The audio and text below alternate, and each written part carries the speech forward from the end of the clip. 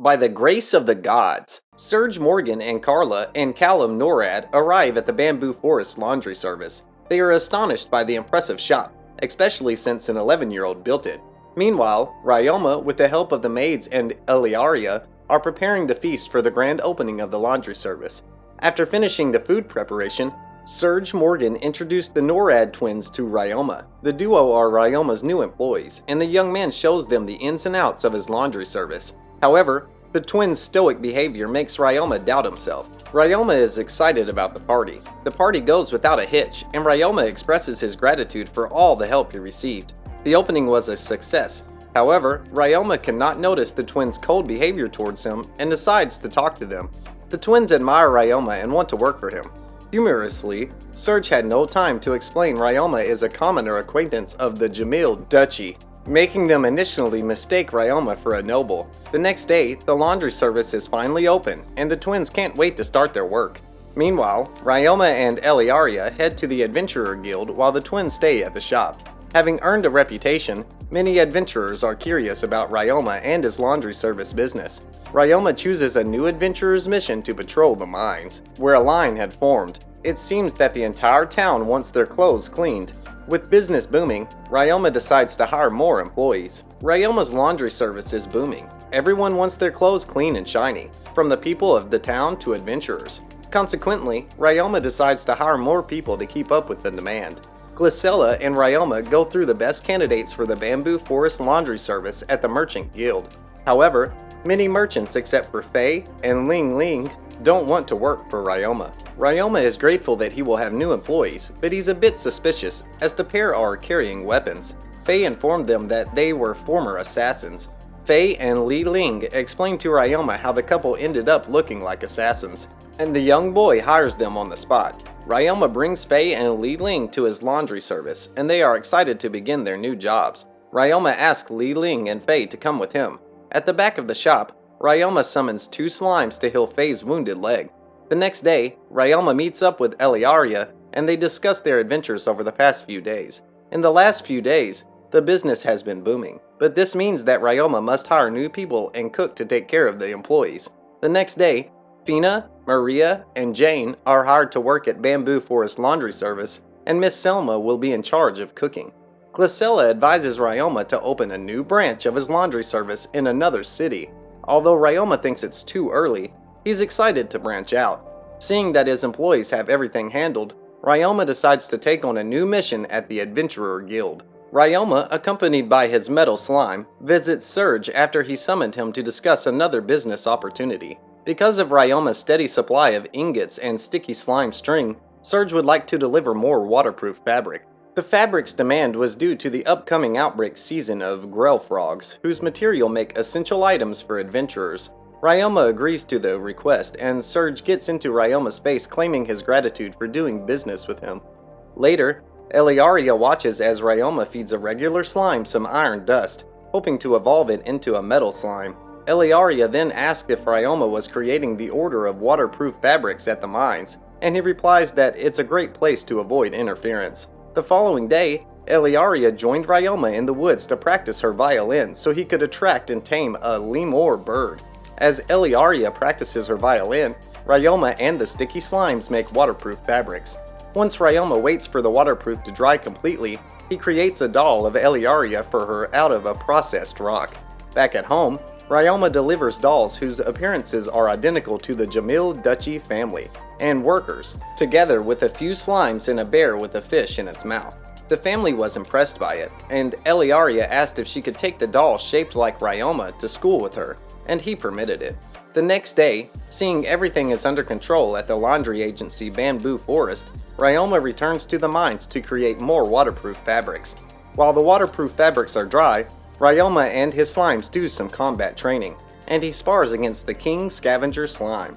After this, Ryoma notices that his regular slime begins to evolve, but instead of a metal slime, it transforms into an iron slime. To figure out how this was possible, Ryoma assessed the metal dust in the mine. Ryoma deduces that a metal slime eats various kinds of metals to evolve into what is rather than an iron slime, which is only iron. Returning to the laundry agency, Ryoma chatted with Fina and then witnessed some cleaner slimes divide. allowing more efficient work around the place. Heading into the next room, Ryoma learns from his workers that the profits have tripled compared to the previous days. The boost in profit was due to word of mouth and many large groups and organizations putting in large orders. Elated to hear this, Ryoma asks his workers if they have any issues, but none raise any. Although happy at first, Ryoma realizes that he has not allowed any holiday breaks for his workers. To avoid any exploitation of his workers, Ryoma contemplates a way that his workers can have break periods by either closing the shop one day a week or having them take personal days off. Fina, Maria, and Jane all state their gratitude for Ryoma as they were worried that they would be hired into a place to take advantage of them. The next day, at the Adventurer Guild, Ryoma learns from Maylene that an adventuring party from out of town called Pier of Seacom has a rare slime in its possession. Immediately intrigued, Ryoma learns from Maylene that the party cannot sell the rare slime at the Tamer Guild, so Ryoma heads off to buy it himself. Eventually, Ryoma reaches the bar at the party, and one of the party members, Thane, acts apprehensive towards him. However, he immediately starts to cry and says woefully that they heard rare slimes fetch a tidy sum, but were rejected by the Tamer Guild. Thane is then carried away by two of his fellow party members, and the leader of the group, Shin, and his co-worker, Kai, formally introduce themselves to Ryoma. Kai then fetches a jar filled with a thick red substance inside, and after observing it, Ryoma claims that he will buy it and pays 2 gold coins for it. Thankful for Ryoma's generosity, Shin notes how what Ryoma paid them will financially help them in the near future. Understanding how difficult it is to survive on little money, Ryoma mentions the lucrative profit the party could make by hunting the Grell frogs in a nearby lake. Moreover, Ryoma mentions that the laundry shop he runs and offers to stop by sometime. Ryoma tames the rare slime at a safe location and learns it's called Bloody Slime.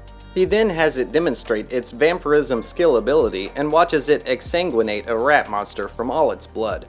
While Ryoma finishes all his tasks for the day, the 3 gods, Gain, Lulucia, and Kufo, watch over Ryoma and are thankful he's doing fine. Gain is incredibly thankful that it wasn't a mistake that brought him to that world.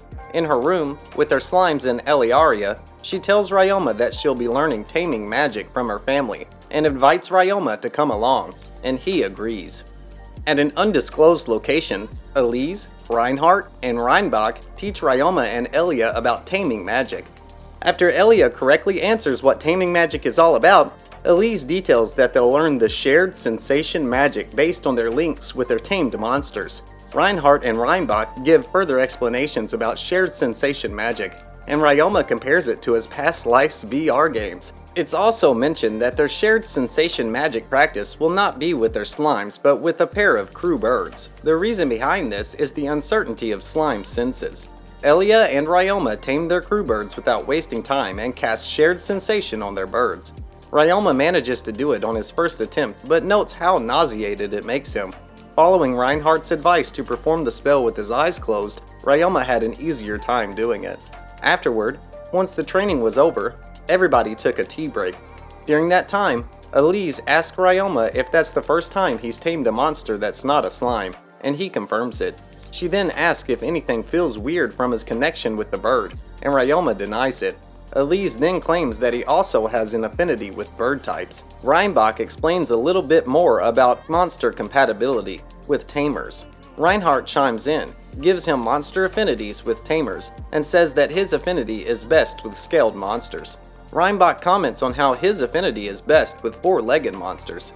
As for Elise, she showed her tamed monster, a little Fenrir called Lwarg. Ryoma recognizes Lwarg as a Fenrir, but Elise corrects him, noting that Fenrir is divine beast, while Little Fenrir is a lesser subspecies.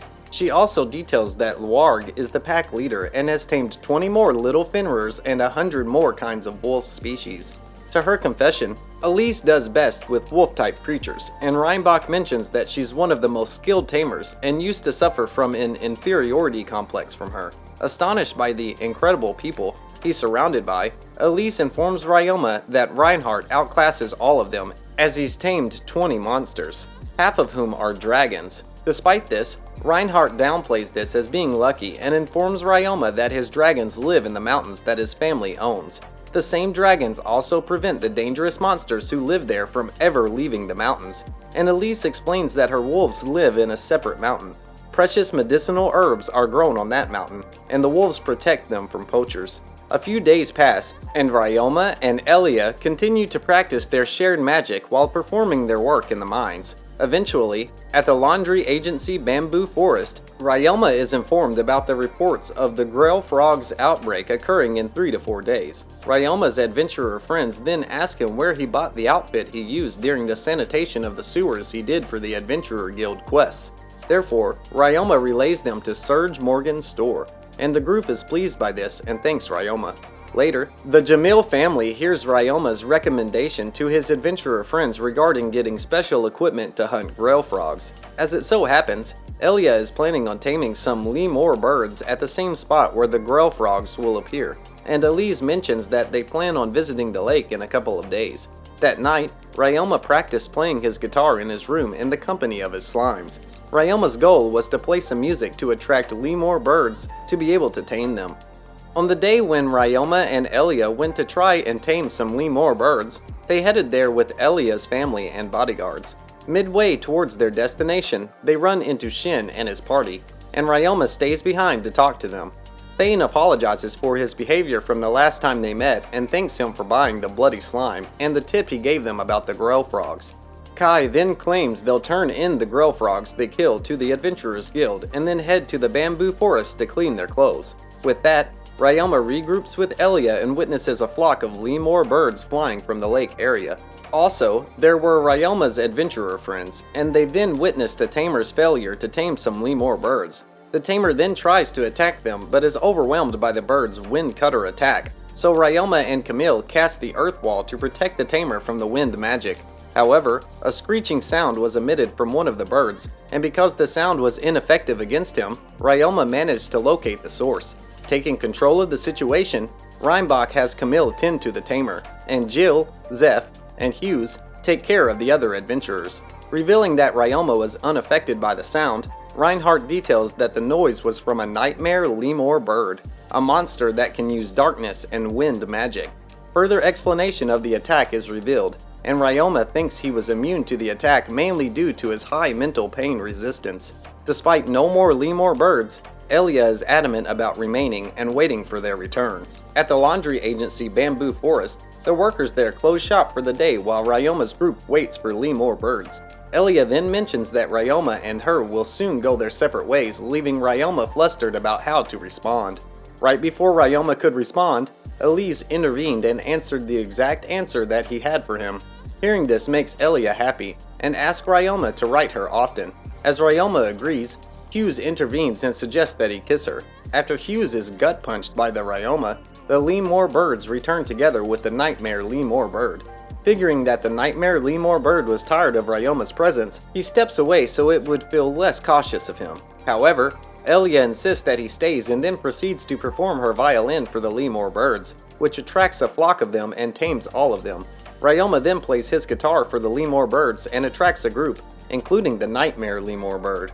Afterward, an appraisal was done on one of Elia's birds, revealing that it was a phantom lemur bird, one rarer than even the nightmare variant.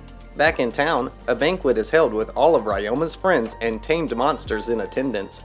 The party was for Elia's successful attempt at taming the lemur birds and Ryoma's departure. Later that night, in Ryoma's room, Elia, Ryoma, and his slimes enjoy each other's company and have a heart-to-heart about an incident in Elia's past. After this, Ryoma is given a ruby necklace with magical properties by Elia that she got from her mother when she was 10. Ryoma then tries to decline it because of its value. However, Elia insists and informs him that he is merely holding on to it for her. Understanding what Elia is trying to do, Ryoma formally accepts the gift, and in return, he gives her a cleaner and scavenger slime, and Elia takes them happily. Ryoma says his goodbyes to the Jamil family, their attendees, and bodyguards the next day. Seeing the departure of Ryoma and the Jamil family, Gain, Kufo, and Lulucia commented on their thoughts and opinions on Ryoma's current situation. On the other hand, Ryoma was planning on the things he'll do before moving to the mines formally. Would you like to be reincarnated in another world full of adventures? And don't forget to subscribe to my channel.